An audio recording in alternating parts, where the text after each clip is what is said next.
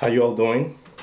My name is Ehi, founder of edofolks.com, and author of 3 books, as well as other articles you'll find on the New York Amsterdam, the New England Informer, Nigerian World, Jamaican Observer, the Times of Trinidad and Tobago, as well as the Guyana Chronicles.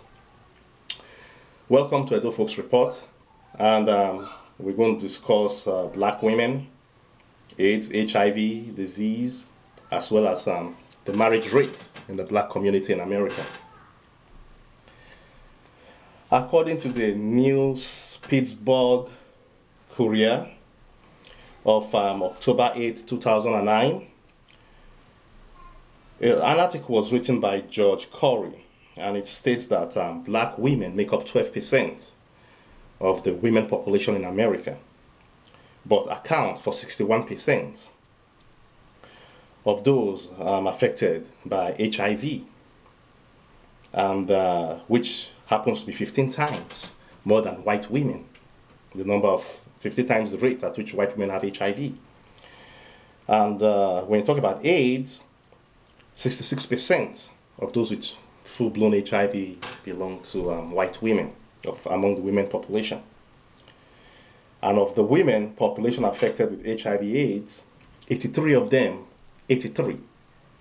were affected heterosexually. That means from a man. That means they were not using condoms, or they were dating the kind of men they were dating. Obviously, these are men themselves that do not care about their lives or lives of others, who are selfish, maybe have no future ambition, maybe are not, they're reckless, and they don't just care about their health and the health of who they date. Now, on ABC News, of 60% of people in America affected by HIV/AIDS are black women. Now that's scary, very scary. This means a time will come, if care is not taken, that people might start saying, don't marry black women. Because for every 10 black women you see, 6 of them have AIDS. And that's how it will be a new form of discrimination. And as we already know, black women don't even marry anyway. But yet, their sex rate is so high that will even make it more difficult for them tomorrow if they now decide to turn their culture around and start getting married. According to Warren Barrentine's show and other sources, only 30% of black women are married, compared to like 70% of Asians, 65% of white, and 55% of Hispanic. Now, we also know that a huge population of black men, I think they said about the 80% of the prison population in America are blacks, but especially black men. And many of the problem children in our country who suffer from problems of alcohol, drugs, have a high suicide rate, high teenage pregnancy, and high school dropout rates and problems come from fatherless homes. So we can accuse, many of us can accuse the black man for not being there. Black men are irresponsible. They pregnate these women and run away. They don't want to take care of their kids. But I've been in this country 17 years. I was born here, but I've also lived in Africa. I grew up watching Indian movies. I have a lot of Islamic, Arabic friends through the years. So I have a good idea of global culture.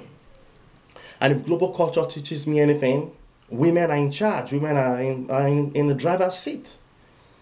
10 men can approach a woman, but the woman decides what man she is going to go with. So the question becomes, what kind of men are black women choosing to go with? Are they intelligent, educated men with high morals? Men who want to be fathers, men who appreciate the role of being a father, who are leaders, who want to take care of their family? Or some other kind of men? Another question I'm going to ask black women is, when you reproduce, what kind of man do you choose to reproduce with? Are you reproducing with men who want to be with you, who will die to be with their children, who are proud to say, I'm a husband and a father? Or you're with men because they just look cute, or You don't even care if they have morals or not, but you know very well you can take off your kids yourself, maybe because you have a good job, good education, and welfare, government support.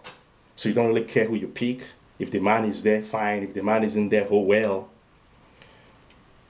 The point I would like to make here is that a strong woman, you hear a lot of black men say, I'm a strong black woman, I don't need a man, I can raise my children myself. I disagree from a global perspective, from an international and cross-cultural perspective. In my understanding, a strong, proud black woman, or any woman for that matter, is the woman who chooses a husband that will be a father to her children. That's a strong black woman. The ability to choose a man, knowing very well the probability of him being there for the long run.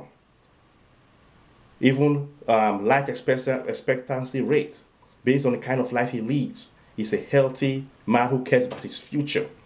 A man waiting for offspring to raise and call his own, and stay married or be in a meaningful relationship for a long time without his children, her children missing out on the perspective of the masculine spirit on this planet, to me, is a strong woman. Only a coward or a selfish, wicked person says, I don't need a man or I don't need a woman, I can make it on my own. That's an insult to God and to creation. When God made man and woman, he wasn't sleeping or daydreaming. He knew exactly what he was doing. So for you to now say as a human being, I don't need a man or I don't need a woman because my heart has been broken many times. Once beaten, twice shy. You must learn from your mistakes. What kind of men do I date? Why do they always break my heart? You know what? Let me learn from it. Let me try something different. They say only a fool repeats the same thing over and over again and I expect the same result.